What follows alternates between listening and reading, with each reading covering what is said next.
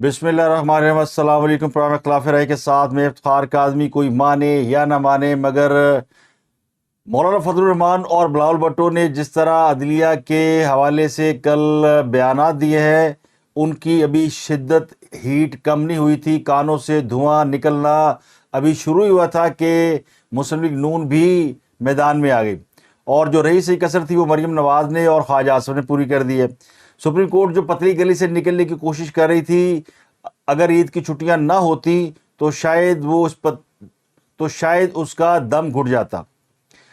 یہ میں کیوں کہہ رہا ہوں کہ کل جب سپریم کورٹ کی پروسیڈنگ ہو رہی تھی اور 4 بجے کے، یہ میں اس لیے کہہ رہا ہوں کہ سپریم کورٹ جس نے کل بات کا اعلان کیا تھا کہ جمعے کو اگر عید نہ ہوئی تو عدالت لگے گی، وہ کل رات ہی 27 تاریخ دیکھ کر کسی پناہ گاہ میں جا چکی ہے۔ یہ کیا ہوا کہ مولانا فضل الرحمان نے سپریم کورٹ کا راستہ روکا، خود مولانا فضل الرحمان کو، اسے کہتے ہیں نا اڑتا تیر لینا، تو مولانا فضل الرحمان کے حوالے سے اب ان کے مخالفین یہ کہہ رہے ہیں کہ انہوں نے توہین عدالت کر دی ہے، جبکہ حقیقت یہ ہے کہ مولانا فضل الرحمان کو خود عدالت نے ایڈریس کیا تھا اور عدالت میں سماعت کے دوران کہا تھا کہ بلاول بھٹو نے بڑی اچھی کوشش کی ہے تو مولانا فضل الرحمان بھی تھوڑی لچک دکھائیں، تو مولانا فضل الرحمان نے ایسی لچک دکھائی کہ وہ پھر کئی لوگوں کی کمریاں لچکیلی ہو گئی ہے، اور وہ لچک جو ہے وہ درے بن کر پڑی ہے، اور اس کی شدت اور حدت جو ہے وہ بڑی دور دور تک محسوس کی گئی ہے۔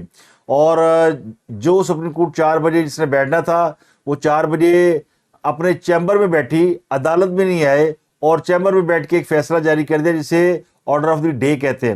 وہ بھی میں آپ کو بتاؤں گا کہ آرڈر آف دی ڈے کیا ہے، لیکن آستانہ عالیہ زمان پارک سے کچھ خبریں ہیں، اور وہ خبر یہ کہ وہاں پر رونے کی آوازیں آ رہی ہیں، چیخ و پکار کی آوازیں آ رہی ہیں، کیونکہ آستانہ کے مریدین جو ہے وہ ٹکٹیں حاصل کرنے کے بعد جو ہے وہ اپنے اپنے علاقوں میں سدھار چکے ہیں، اور جن لوگوں کو ٹکٹیں نہیں ملی وہ رو ایسے رہے ہیں کہ جیسے انہوں نے کوئی ٹرین مس کر دی ہے، اور ایک شور مچا ہوا سوشل میڈیا پہ کہ فلاں کو ٹکٹ مل گیا، فلاں کو ٹکٹ نہیں ملا، فواد چودھری کے ساتھ ہاتھ ہو گیا، حماد چودھری کے ساتھ ہاتھ ہو گیا، اور کئی لوگوں کے ساتھ ہاتھ ہو گیا، شاہ محمود قریشی کے ساتھ بھی ہاتھ ہو گیا۔ ہاں، سب نے پنجاب کی ٹکٹیں بانٹی ہیں، اور اس طرح بانٹی ہیں کہ جیسے اندھا بانٹے ریوڑیا، اور وہ بھی اپنوں کو۔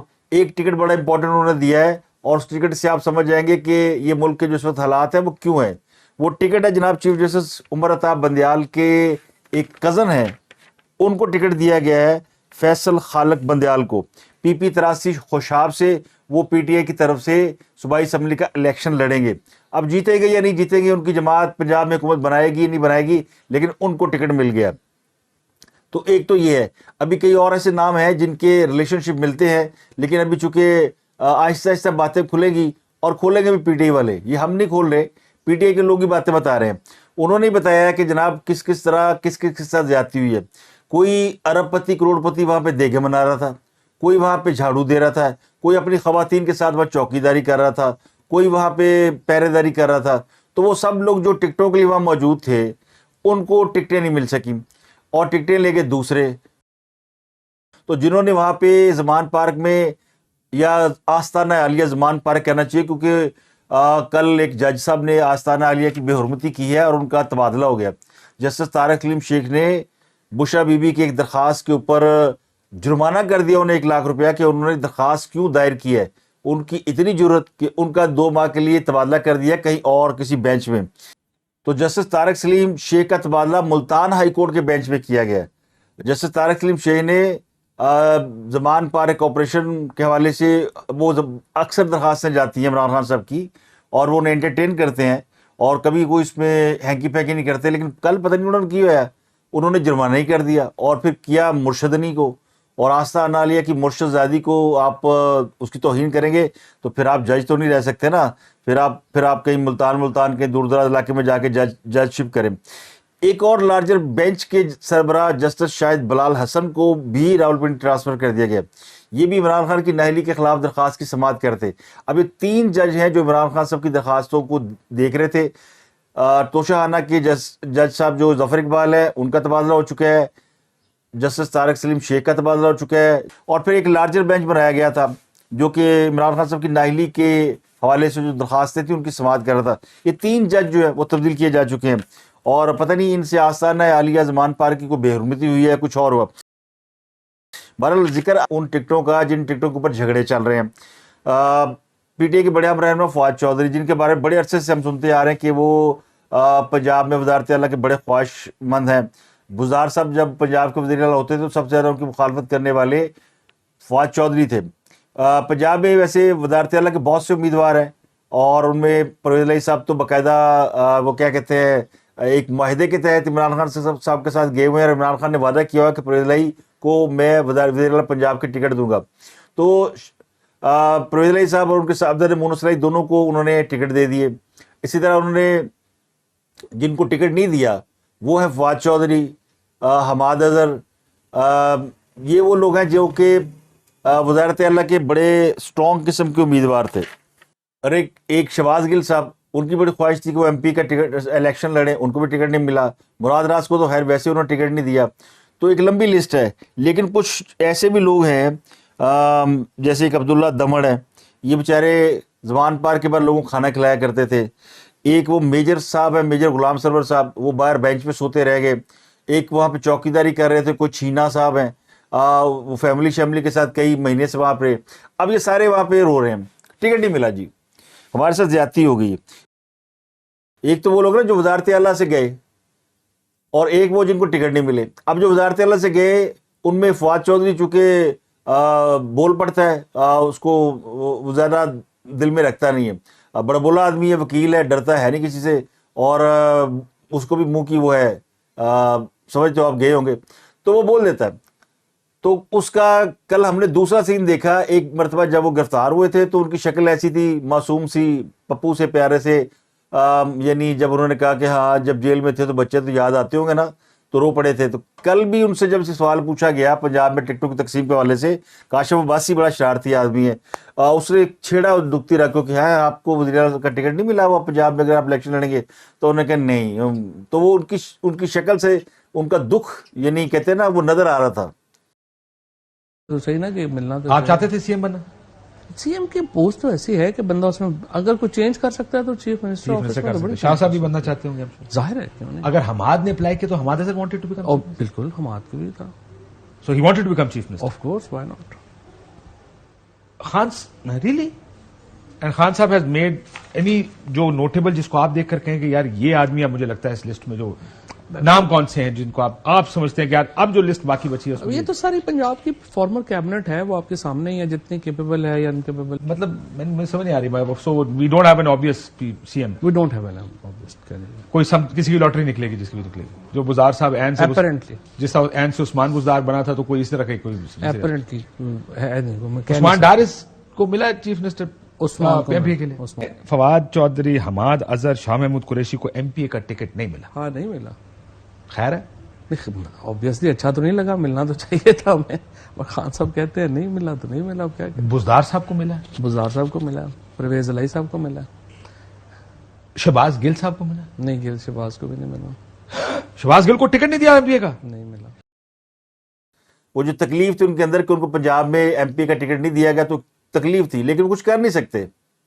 कोई इमरान खान देख के कितनी चल रही है। इमरान खान तो मुर्शिद है ना, आस्ताना आलिया जमान पार्क के, और उनकी टिकटें रेडियो की तरह बिक रही हैं, इसमें कोई शक नहीं। उनकी मार्केटिंग इतनी ज़बरदस्त है, ये तो पता उस दिन चलना है जब ये सारे लोग जो कि अभी टिकटों के लिए दौड़ रहे हैं, लड़ रहे हैं, मर रहे हैं, इनको उस दिन पता चलना है जब इन्होंने किसी साहल पे उतरना है। तो उन्होंने पूछना कि क्या ये यूनान है, और वहाँ जो लोग पहले बैठे होंगे वो कहेंगे नहीं ये तो पाकिस्तान का गवादर है या बलूचिस्तान का साहिल है। तो इनके साथ वही हाथ होना है।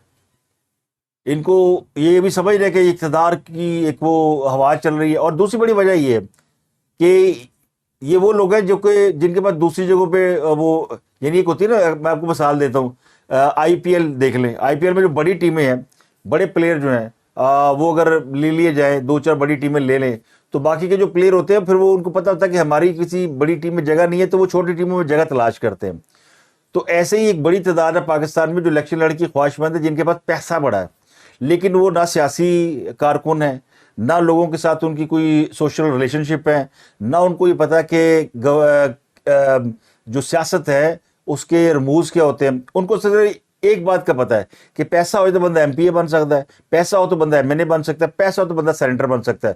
نہ لوگوں کے پاس جانے کی ضرورت ہے, نہ کسی کے پاؤں پڑنے کی ضرورت ہے, نہ لوگوں کی تعزیتوں میں جانے کی ضرورت ہے, نہ لوگوں کی شادیوں میں جانے کی ضرورت ہے, نہ غم خوشی, نہ کوئی سوشل سروس کی ضرورت ہے. بس عمران خان کا کہ وہ پٹاخا گلے میں پہن لیں اور پھر ٹکٹ لے لیں اور ہم تو جیت ہی جائیں گے.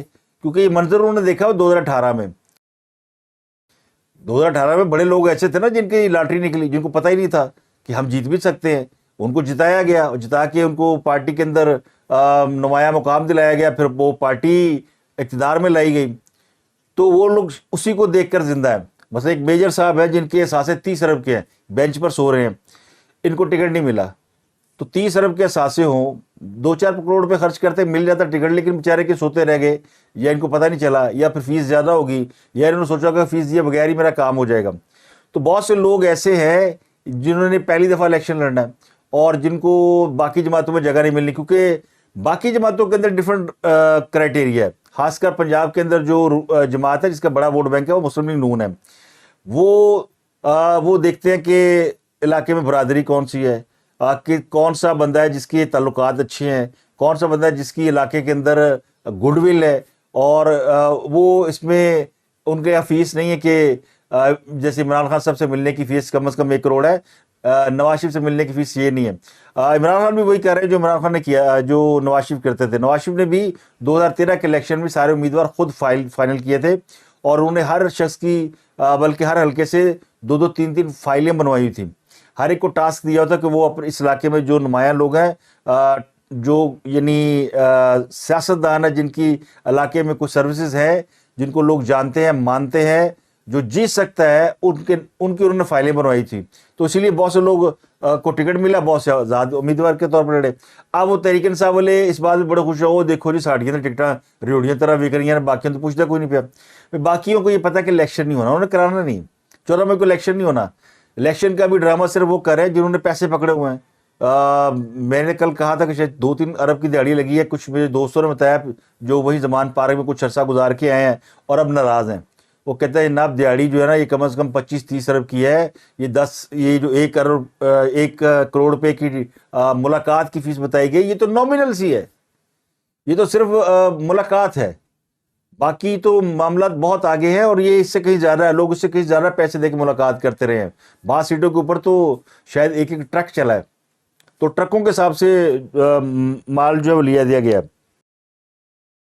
تو اس میں اصل گیم جو ڈالی ہے وہ چودھری پرویز الہی نے ڈالی ہے. انہوں نے اپنے سارے بندے ایڈجسٹ کرا لیے, اور پھر ان کے پاس وہ چیف منسٹرشپ کا بھی وہ ہے. لیکن فواد کا اگر آپ دکھ دیکھیں, فواد چودھری کا, تو آپ خود سمجھ جائیں گے کہ وہ بیچارہ کتنا رنجیدہ ہے. اب شاہ محمود قریشی پنجاب کی وزارت اعلیٰ کے امیدوار تھے, ان کو بھی ٹکٹ نہیں ملا. حماد اظہر کی بڑی خواہش تھی, کہا بھی گیا کہ حماد اظہر کو پنجاب میں وزیر اعلیٰ بنایا جا سکتا ہے, لیکن عثمان بزدار صاحب میدان میں موجود ہیں. خطرے کی گھنٹی پرویز الہی کے لیے اگر کوئی ہے تو وہ عثمان بزدار ہے, کہ عثمان بزدار اور پرویز الہی میں سے کون سا ہوگا. لیکن پرویز الہی کا انہوں نے نام لیا, لیکن یہ تو ہے لڑائی کچن کیبنٹ کی کہ بنے گا کون, ہوگا کون. یہ ساری وہ تیاریاں جو کہ یعنی شادی ہو رہی ہے, مولوی صاحب بلا رہے ہیں, دیگیں پک رہی ہیں, بارات بھی ہے, نائیوں کو بھی بلا لیا گیا ہے, سدا بھی دے دیا گیا ہے, دور دور تک بات بھی پہنچا دی گئی کہ بیاہ ہو رہا ہے. دلہن ابھی ڈھونڈ رہی ہیں, دلہن موجود نہیں ہے. تو دلہن جب آئے گی تو اب پتہ چلے گا کہ وہ دلہن نہیں, اندر کوئی اور شے نکلی ہے. لیکن عید کی 5 چھٹیاں ہیں, اور عید کی 5 چھٹیوں میں طرح نکلا ہوا ہے. اب رات سے زمان پارک میں ایک اور فضا بن رہی جی, وہ گاڑیاں آ گئیں, موٹر سائیکل اسکواڈ آ گئے, پکڑنے آ گئے. ساری رات کرب میں گزری, ڈرتے ڈرتے گزاری. وہ لوہے کا گیٹ بھی ایمرجنسی میں بلٹ پروف گیٹ 2 دن پہلے ہی لگوایا گیا, وہ بھی پوری طرح چیک کر لیا گیا کہ یہ ہل تو نہیں رہا, کہ گر تو نہیں جائے گا. کچھ تھوڑے سے لوگوں نے آج صبح افطاری کے موقع پر موجود تھے, لیکن بیشتر عوام جو ہے وہ واپس جا چکی ہے. 2 بندوں کو اپنی گرفتاری کا ڈر ہے. ایک عمران خان صاحب کو بڑا خوف ہے کہ مجھے گرفتار کر لیا جائے گا, اور مجھے گرفتار کر لیا جائے گا تو میری ضمانت بھی نہیں ہونی, کیونکہ آگے چھٹیاں ہیں. بس ہفتے کو عید ہے, تو ہفتہ اتوار تو اس میں گیا, اور منڈے کو بھی عید ہے. عید کی 4-5 چھٹیاں ہیں, تو ان 4-5 چھٹیوں میں جمعہ انکلوڈیڈ ہے. تو ان دنوں میں پھر عمران خان صاحب 3-4 دن اگر حوالات میں رہتے ہیں, پکڑے گئے, تو کی بنے گا؟ وہ پرابلم ہے نا. وہ پھر کسی وجہ سے وہ نہیں حوالات میں رہ سکتے. اگر انہیں عام دنوں میں پکڑا جائے تو ان کے لیے عدالت فوراً کھل جائے گی, ان کو فوراً 10-12 گھنٹے میں یا 2-4 گھنٹے میں ان کو رہا کرنے کا حکم مل جائے گا. یہ عمران خان صاحب کو فکر کرنے کی ضرورت نہیں ہے. پتہ نہیں وہ کتنا گھبرائے ہوئے ہیں. چودھری پرویز الہی بھی گھبرائے ہوئے ہیں. چودھری پرویز الہی کو بھی خطرہ ہے کہ یہ چھٹیوں کے دنوں میں کبھی کہیں میرا کام نہ پاتا جائے. وہ بھی ڈرے ہوئے ہیں. وہ بھی لاہور ہائی کورٹ پہنچ گئے. انہوں نے بھی لاہور ہائی کورٹ میں درخواست دی. انہوں نے کہا جی پہلے تو مجھے پتہ کر کے بتائیے میرے خلاف مقدمے کتنے ہیں, کیونکہ مجھے لگ رہا ہے میرے خلاف بڑے مقدمات ہیں اور مجھے بتایا ہی نہیں جا رہا ہے. مجھے کسی بھی مقدمے میں اٹھا لیں گے, مجھے گرفتار نہ کیا جائے, مجھے ہراساں کرنے سے روکا جائے. اب یہ ٹکر کے لوگ ہیں. عمران خان بھی کہتے ہیں مجھے ہراساں کرنے کے لیے پولیس آئے گی. چودھری پرویز الہی بھی کہتا ہے مجھے ہراساں کرنے کے لیے. 2 چیزیں ہیں. ہراساں کرنا, بھائی سیاستدان ہے, اگر کوئی آئے گا آپ کو تو گرفتار کرنے آئے گا تو بہادر سے گرفتاری دے, لیڈر بنے. اب تو آپ کی 5 انگلی 5 گھی میں سر کڑائی میں ہے. عدالتیں آپ کے حق میں ہیں. جوڈیشری فل سپورٹ کر رہی ہے. باجوہ ڈاکٹران کی بجائے بندیال ڈاکٹران آ چکا ہے. جنرل فیض حمید کا پورا ایک سیٹ اپ کام کر رہا ہے. اور جو کسی زمانے میں جسٹس جاوید اقبال صاحب خدمات انجام دیا کرتے تھے, پیر چمی شاہ, ان کی وجہ یہ تھی نا کہ ان کی کچھ چیزیں عمران خان صاحب کے ہتھے چڑھ گئی تھی. اور وجہ کیوں چڑھی تھی کہ ڈی جی آئی سے کون تھے؟ جنرل فیض حمید تھے. تو جنرل فیض حمید نے ہر شخص کا نا کوئی ویک پوائنٹ رکھا ہوا ہے. ان کے پاس سارا ریکارڈ ہے ہر شخص کا, اینکروں کا بھی, سیاستدانوں کا بھی, ججوں کا بھی, اور لوگوں فوجیوں کا بھی. ایون وہ آئی تھی نا 4 ایکٹرز کی خبر, آپ کو یاد ہوگا, وہ جو ایک یوتھیا پروپیگنڈا مشن کے سربراہ ہیں عادل راجہ صاحب, جو کہ لندن سے بیٹھ کے بھی لوگ کرتے ہیں, انہوں نے خبر دی تھی کہ وہ کون سی خواتین جو آرمی کے وہاں پہ جایا کرتی تھیں اور پھر وہاں پہ بعض فوجی افسران کو ساتھ داد عیش دیا کرتے تھے. وہ خبر تو خیر ہوا ہو گئی, کیونکہ وہ پھر ایسی خبروں کا کچھ سر پیر ہوتا نہیں اور نہ کوئی ایسی خبروں کو چلنے دیتا ہے. لیکن وہ اس نے یہ الزام تو عائد کیا تھا نا, تو اس نے کہا تھا اس وقت کی ان کی سب کی ویڈیوز موجود ہیں اور وہ جنرل فیض حمید کے پاس ہے. اور جنرل فیض حمید کے پاس بڑے لوگوں کا ریکارڈ موجود ہے. وہ کسی بھی شخص سے وقت آنے پر کام نکلوا سکتے ہیں. اسی لیے جی ایچ کیو میں ان کے خلاف جو تحقیقات ہو رہی ہے, لیکن انہوں نے جی ایچ کیو میں معافی کی درخواست دی ہوئی ہے. میں پچھلے بھی لاگ میں بتا چکا ہوں, تو یہ ریپیٹ ہو جائے گی بات. لیکن یہ سارا گیم کے پیچھے وہ ہیں. وہ ہم بھلے اس کو کچھ بھی کہیں, ڈرٹی گیم کہیں, کچھ بھی کہیں, لیکن سیاست ہے. سیاست میں یہی ہوتا ہے کہ جس کے ہاتھ میں کسی کی کمزوری آ جاتی ہے اس کا فائدہ اٹھاتا ہے. تو اگر کسی کی کمزوری ان کے ہاتھ میں ہے تو فائدہ اٹھا رہے ہیں. تو اس لیے عمران خان صاحب کو ڈرنے کی ضرورت نہیں تھی اور پرویز الہی کو بھی ڈرنے کی ضرورت نہیں تھی. سپریم کورٹ کے حکم کے مطابق 14 مئی کو الیکشن ہونا ہے, لیکن الیکشن شیڈول جو ہے وہ بھی سپریم کورٹ نے دے دیا تھا, لیکن الیکشن کمیشن نے اس شیڈول میں تبدیلی کر دی ہے. کیونکہ اب بہت سی جماعتیں ابھی تک انہوں نے ٹکٹ جمع نہیں کرائے, تو ٹکٹ جمع کرانے کی جو تاریخ ہے وہ 26 اپریل تک کر دی گئی ہے. 27 اپریل جو ہے وہ ڈیڈ لائن ہے سپریم کورٹ کی جانب سے, جو انہوں نے کہا جی کہ ہمیں وہ فنڈز دیں تو بتایا جائے. اگلی سماعت سپریم کورٹ کی 27 اپریل کو ہونی ہے. جو سپریم کورٹ کا تحریری حکم ہے اس کے مطابق فاروق ایچ نائک اور اٹارنی جنرل نے ان سے ان چیمبر ملاقات کی, جس میں انہوں نے حکومت اور تحریک انصاف کے رہنماؤں کے درمیان رابطے کا بتایا, اور بتایا کہ عید کی چھٹیوں کے باعث رابطوں میں دشواری ہے. اکثر سیاسی رہنما عید کے باعث اپنے آبائی علاقوں میں, اور اس لیے جو ہے وہ 26 اپریل کو ان رہنماؤں کی ملاقات ہوگی, اور ہم اس لیے کیس کی تاریخ 27 اپریل رکھ رہے ہیں. تو سپریم کورٹ نے مقدمے کی سماعت میں اس وقت وقفہ کیا اور یہ کہا کہ 4 بجے ساری سیاسی جماعتیں آئیں, اور چونکہ سیاسی جماعتوں نے عدالت سے وقت مانگا تھا, لیکن اب چونکہ یہ بتا دیا ہے کہ رہنما اویلیبل ہی نہیں ہے, تو اب 27 اپریل کو اس کی سماعت ہوگی. لیکن 14 مئی کا جو فیصلہ ہے وہ اپنی جگہ قائم ہے. تو یہ عدالت کا ایک تحریری حکم نامہ جاری ہوا, اور یہ اس لیے جاری ہوا کہ جب عدالت نے وقفہ کیا ہوا تھا اور وقفے کے دوران انہوں نے مولانا فضل الرحمان کو چھیڑ دیا. کہتے ہیں نا آ بیل مجھے مار یا اڑتا تیر لینا, اور کہا کہ فضل الرحمان صاحب بھی لچک دکھائے. تو فضل الرحمان صاحب نے آ کے وہ لچک دکھائی. انہوں نے پریس کانفرنس کی. ان کی جو پریس کانفرنس تھی بڑی جارحانہ تھی, اور اس پریس کانفرنس کے بعد لوگوں کو لگا کہ یہ توہین عدالت ان کے اوپر لاگو ہو جائے گی. لیکن انہوں نے کہا کہ ہمیں اگر آپ توہین عدالت لگائیں گے تو ہمارے بارے میں سب جانتے ہیں کہ ہم وہ ہے جو ڈنڈوں پہ تیل لگا کے رکھتے ہیں. تو ان کی باقاعدہ ایک بڑی تھریٹننگ قسم کی پریس کانفرنس تھی. بلاول بھٹو صاحب آئے, انہوں نے کہا یہ 1 یونٹ بنانے کی سازش ہو رہی ہے اور بندوق کے زور پہ ہم مذاکرات کرا رہے ہیں, تو یہ آپ کر نہیں سکتے. لوگ بڑے پریشان تھے. ایک تو یہ 2 چیزیں ہو گئی, تو ان 2 بھرپور قسم کے پریس کانفرنس کے بعد پھر ججوں نے, وہ جج جو ہے وہ اس میں آئی نہیں, یعنی اپنے عدالت میں نہیں آئے, چیمبر میں ہوا جو کچھ ہوا. پھر ججوں نے یہ بھی کہا تھا کہ ہم کل جمعے کو اگر عید نہ ہوئی, یعنی آج جمعہ ہے, تو عید اگر نہ ہوئی تو ہم سماعت رکھ لیں گے, تو وہ بھی نہیں رکھی. تو پھر اس کا مطلب یہ ہے کہ ان 2 پریس کانفرنس نے ان کے یعنی طبیعت کافی صاف کر دی. پھر لوگ حیران تھے کہ مسلم لیگ نون کو پیش ہو گئی ہے اور وہ اتنی لمبی کو لیٹ گئی ہے. جو مین پارٹی ہے, جس کا مین مدعا ہے, جس کے بعد حکومت ہے, وہ بالکل ٹھنڈی نظر آ رہی ہے. تو پھر اچانک جو ہے وہ مریم نواز کا ایک ٹویٹ آیا اور انہوں نے کہا کہ جناب یہ تو دہشت گردوں سے مذاکرات نہیں ہو سکتے, مذاکرات تو سیاستدانوں سے ہوتے ہیں, اور نہ فتنہ کرنے والوں سے مذاکرات ہوتے ہیں. تو ان کی اس ٹویٹ کے بعد خواجہ آصف نے بھی پھر بیان داغ دیا, اور انہوں نے کہا جناب ہم تو کسی کی ڈکٹیشن پہ مذاکرات نہیں کریں گے اور نہ ہم پیسے دیں گے. تو حکومت نے بتا دیا کہ وہ نہ پیسے دے گی, چاہے آپ 14 مئی کو الیکشن رکھتے ہیں یا 27 اپریل کو سماعت رکھتے ہیں, تو جو بھی ہے ہم پیسے نہیں دے رہے اور ہم کسی کے کہنے پہ مذاکرات بھی نہیں کر رہے. مذاکرات اگر کرنے ہیں تو ایجنڈا ہمارا ہوگا. خواجہ آصف کے مطابق وہ مذاکرات کرنا چاہتے ہیں 2018 سے, جب یہ الیکشن ہوا اور رگڈ ہوا. اس بنیاد پر اگر تحریک انصاف ان سے مذاکرات کرتی ہے تو بسم اللہ. تو انہوں نے بھی یعنی وہ کوئی کسر نہیں چھوڑی, اور پھر وہ کہتے ہیں نا باقاعدہ توڑے دو دیے. اور یہ بات درست ہے, یہ نقطہ تو کسی نے اٹھایا ہی نہیں کہ عمران خان صاحب سے مذاکرات کیسے ہو سکتے ہیں.